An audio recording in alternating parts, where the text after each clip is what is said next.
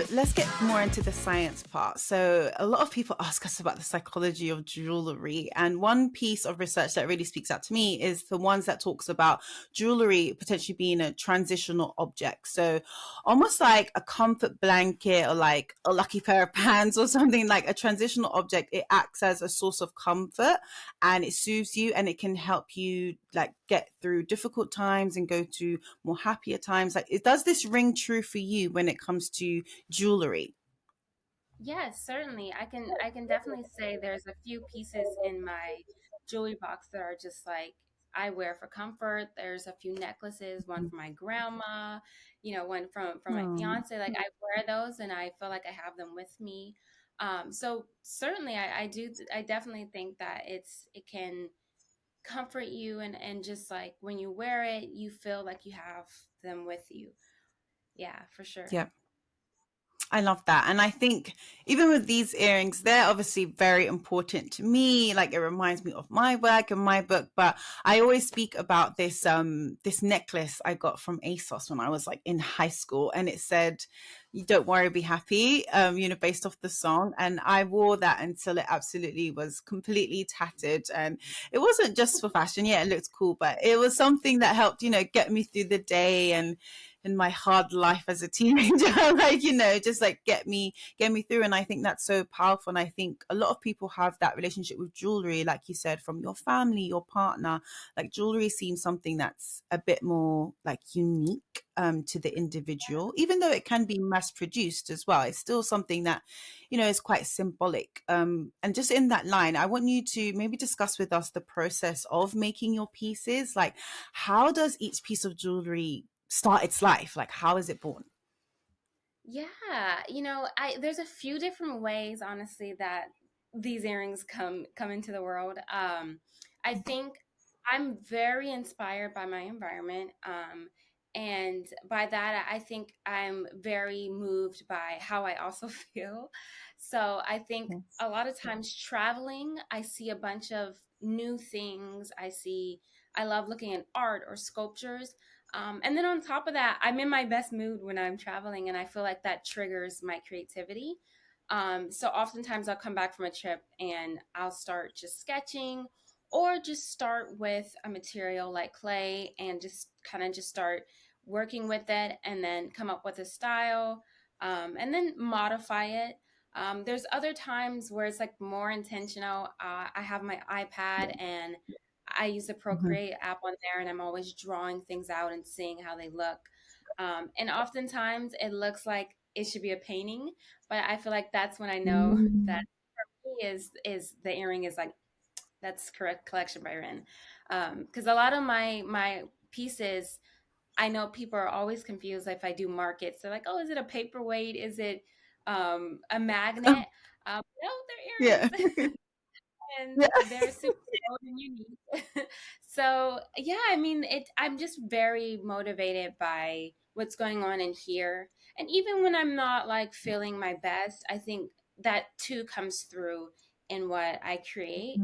Um, but Yeah. yeah, I'm always looking to just like do something out there, and I think that's a Hmm. manifestation of just yeah, inside of me. I'm looking to just like stand out in like the best way possible, not in a like Yeah. obnoxious way, but yeah, Yeah. just bringing through the boldness, the courage, creativity in me.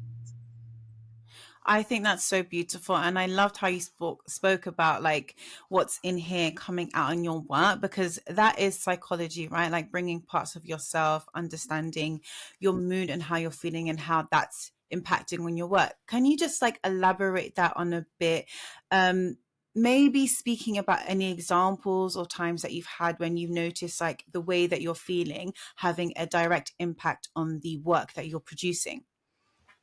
Yeah, I think let me think. Yeah, so Hmm. I'm a big Pinterest girl. I'm a big Rihanna Hmm. girl. So I think those together, like I often feel sometimes like I want to be that girl. Like I want to be like I'm looking for a way to make myself feel confident and like sexy. And so I think Hmm. when I'm in that space, the earrings that I create are they're very bright in colors. Um, Yeah. and I think I like when I think of Rihanna, she's very like she's very out there, very confident. Oftentimes she'll Hmm. wear something on the runway that on the runway looks terrible, but she puts it on. It's just like it's amazing. So Yeah. I often think of like, yeah, I think of her style. I think of, um, yeah, I feel that's my way of like creating something that's going to make me feel that kind of edgy, like fierce kind of way. And I think the Hmm. bows I'm wearing today are also a manifestation of that.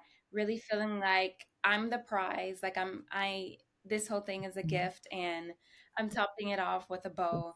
Um, and I think bows in general, yeah, you just think of like gifts, and so I wanted to put that on myself.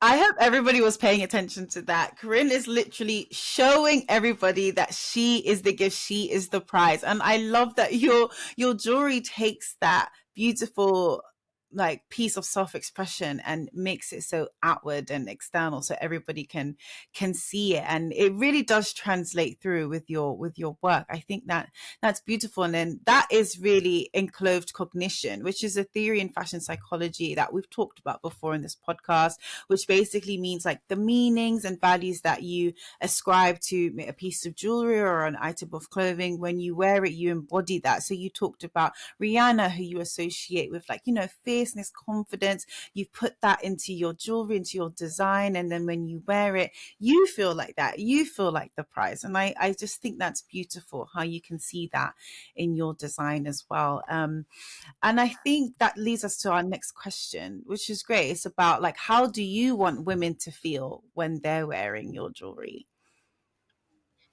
Yeah, I want women to feel I want them to feel like they are their best selves. Um, and I Hmm. think that automatically will come out, when you feel confident, your best self, whatever that is, whatever that looks like, will come out. And I want them to feel seen, and not in a way of like, looking for attention, but seen in the way that you want to be seen.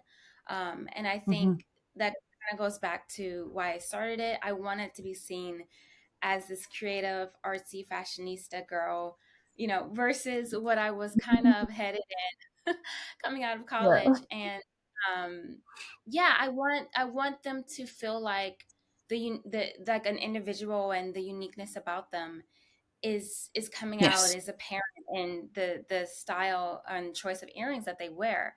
Yeah, and Hmm. I just want them to feel good.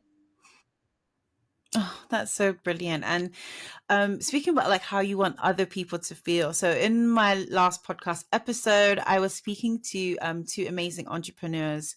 Daniel Peters, he created the Fashion Minority Report, and Deborah Toney, so she created Black Girls in Fashion. And I think I asked them a question they found pretty challenging, which I think a lot of entrepreneurs find, which is like, how do you feel like in the process of creating?